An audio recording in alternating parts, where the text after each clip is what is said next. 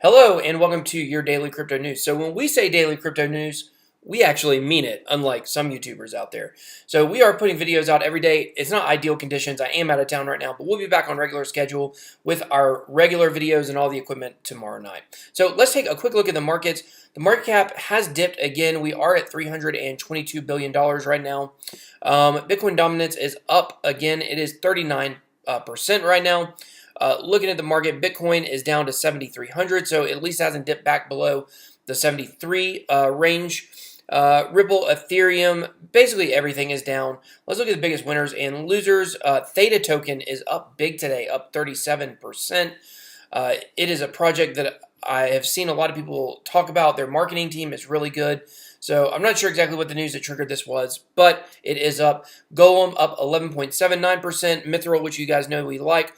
All sports, 94%. This is a new one. I haven't seen this one before. So let's look at biggest losers. My Bit token, Mixin, Waves. We have a lot of over 10% losers today, which is not good. The majority is somewhere in the 3 to 7% range. So if you look at Bitcoin, it's at 2.33%. So that's usually what we see, is that Bitcoin might not drop very far, but everything else seems to just tank.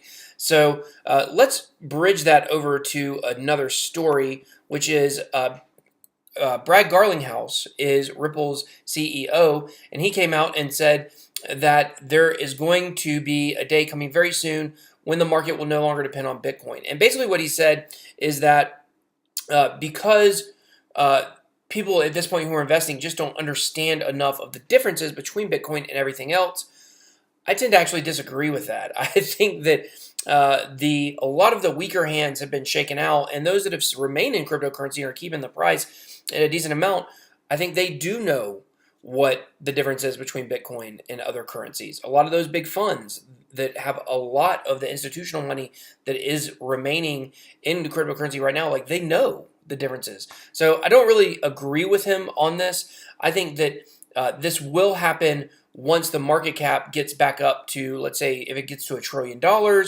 and that there's just a lot of money involved in it and people are wanting to invest in other projects other than Bitcoin, that's when we'll start to see the difference. Or maybe when one of these cryptocurrencies comes out with a working product and it's incredible and people are using it, like maybe it's an iPhone app and it blows the doors out on the Apple Store and people realize it's from a cryptocurrency, something like that, maybe a decentralized social media app.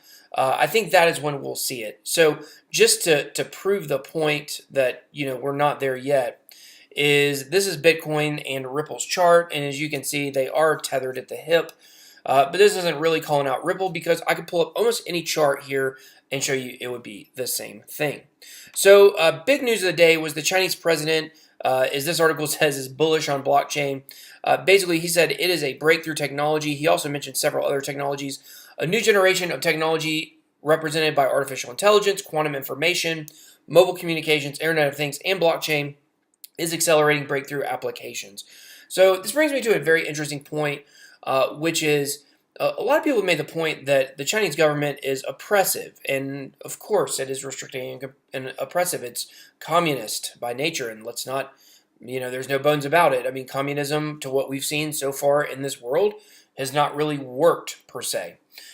Some would call it a giant failure. For the Chinese government, it's good. For the people of China, it's not good. They don't get to have access to our apps, to websites that the rest of the world is able to get on. And, they've had some technological breakthroughs there because of it, so it's kind of worked out in some ways. But, the people are really the ones who lose. And so I was thinking about an oppressive government and blockchain and how, it's almost like the Infinity Stones, from Marvel's Infinity War. Like, in the hands of someone good, like Doctor Strange, for instance, the Time Stone, it's good. He uses it for good. He saves people with it. But when you have someone who has evil intent, then they have the intent to use those stones for evil. So it's the same thing with blockchain. So I don't know what China's motivation is going forward with blockchain, but think about this, can blockchain be used in an oppressive way? Can it be used to make sure that all of your citizens, their information is locked on a blockchain or a ledger that cannot be changed, and you basically use that information to oppress people with? I think that's a conversation that we should probably be having. So I don't know what this means for China, what this means for cryptocurrency. A lot of people are taking this to be really good news, but then at the same time, there are a lot of people that are taking it to mean that China is going to figure out a way to use this technology to continue to oppress and cut off its people. So it's weird. You think about the difference between decentralization and centralization, and it's almost like decentralization is seen as some kind of end all be all to solve all the world's problems. But segueing that over to an article that was written by Vitalik Buterin, which is very interesting. So he's bringing up the point of the meaning of decentralization, what it means, and basically he's saying that most people that talk about decentralization don't really know what it means. And he brings up a good point. He in this article made a very good point that I can see in a way how it's not good to just say all centralization is bad and decentralization is good, because you have to understand the nature of how a blockchain and a distributed ledger and decentralization works. So the point he is making here is, first of all, it's a lot more complicated than this chart that you guys see in different places, and that before someone goes and starts talking about decentralization as an idea, they should have an understanding of what decentralization in cryptocurrency looks like. And so he said there's three types of decentralization. Architectural decentralization, which is how many physical computers is a system made up of, how many of those computers can it tolerate breaking down at any single time. Political decentralization, how many individuals or organizations ultimately control the computers that the system is made up of. And logical decentralization, does the interface and data structures that the system presents and maintains look more like a single monolithic object or an amorphous swarm? One simple heuristic is, if you cut the system in half, including both providers and sets, will both halves continue to fully operate as independent units? And if you're reading that paragraph and thinking to yourself, well, what does that really mean? Well, basically what he's saying here is that blockchains are politically decentralized, which means no one controls them. They're architecturally decentralized, which means there's no infrastructural central point of failure, but they are logically centralized. There's one commonly agreed state, and the system behaves like a single computer. So in some ways, there's a centralized idea behind each one of the systems. So I just thought this was a very interesting concept, and very interesting to look at the political decentralization versus the architectural versus the system, the structure of the network. And I thought that kind of tied into my concerns about the Chinese president.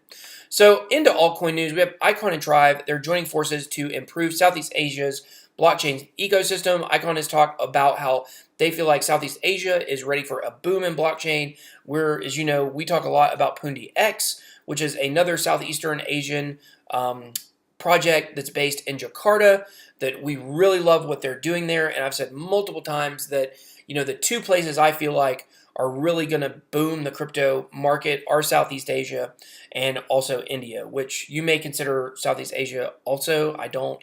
It would be the border of Southeast Asia. But anyways, so what Trive is a venture capitalist company. And so basically they're having the money that is going to help Icon to be able to bring blockchain to Southeast Asia. And it, is very interesting. As you know, Icon is an interoperability cryptocurrency, so they're trying to get other blockchains to work together. So I thought this was pretty cool news. Anything in the Southeastern Asia part of the world, I'm very interested in what it's doing with cryptocurrency. So speaking of India, we have PayFair.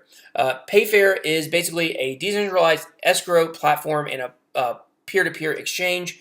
So you may not notice this, but if you look here is an Indian flag and an owner of account, and this person is able to sell INR is rupees for PayFair. So the long and the short of it is PayFair is now offering fiat to crypto exchange, but with Indian rupees. So the closer we get to India accepting cryptocurrency, which I've said numerous times, that's all it will take.